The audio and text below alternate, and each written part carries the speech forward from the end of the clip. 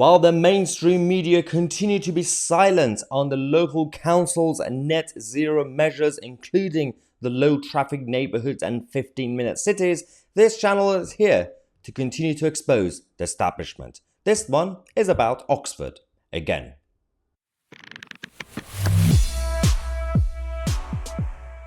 Alright, let's give you the latest update on what's going on in Oxfordshire. Now, you must have all seen and heard about these LTN or low traffic neighborhoods bollards they put in, and all these plants that they put in the middle of the road to block certain roads in the name of helping with pollution and traffic, which makes no sense. These are some of the images that we have. Guess how much it costs to do a couple of these in a tiny area, according to Oxfordshire County Council. Now, the problem with these measures is that it's primarily done by any local authority that's dominated by either the Labour Party or the Liberal Democrats, or sometimes the Green Party. And the bigger problem is that the central government, well, not government itself, but parliamentarians, MPs in central Westminster, they decided to allow this mechanism to happen. So they didn't implement the policy themselves. It's not Westminster doing it. It is local councils. But MPs, which is full of basically left-wing MPs in the House of Commons, decided to make this a thing. So they have the power, councils, to do this. But it is mostly done by all the left-wing councils. So according to the Freedom of Information request sent to Oxfordshire County Council by Oxford Mail, they revealed that in tiny areas in the country, it costs a total of £161,000 and 5 pence.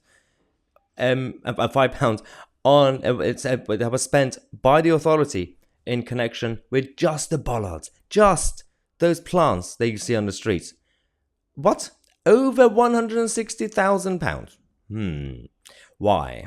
Why should it be spent on that? And why should it be that much? The request asks how much money the council has spent on repairing the low traffic neighborhood bollards and planters as well.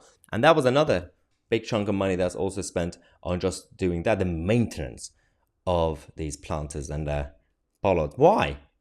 I don't get it. Considering the scheme is supposed to be a cash cow scheme, but people are refusing to pay the fines. So more taxpayers' money being wasted on a failed project. Well done. You are definitely and literally saving the planet. Greta Thunberg will be proud of you.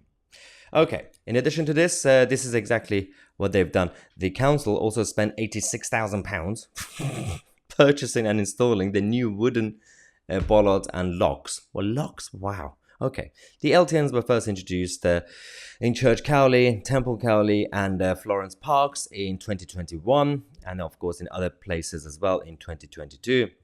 Now, issues related to LTNs are controversial with householders and businesses, and recently Oxford was at the centre of the BBC's panorama, the road wars, the neighbourhood traffic chaos, which we actually reported on, and we did give a little bit of praise to the BBC for once. For about 10 minutes, they talked about LTNs. Well done.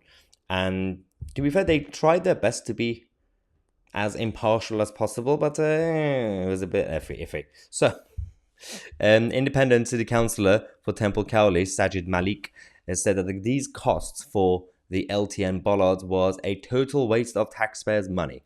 And he criticised the council for getting its priorities wrong. He explained that Oxfordshire County Council is out of touch and keeps believing in vanity projects.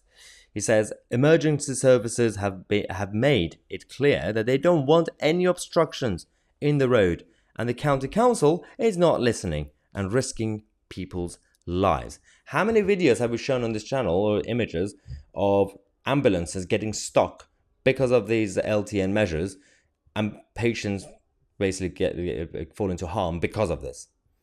And there are many other examples. We've had firefighters completely struggling to get through. We had even the police don't know what to do with these sort of situations. They have to open them up for them to go through. And the rest of the public are obviously rebelling against these planters and these bollards. They're setting them on fire, which is absolutely hilarious.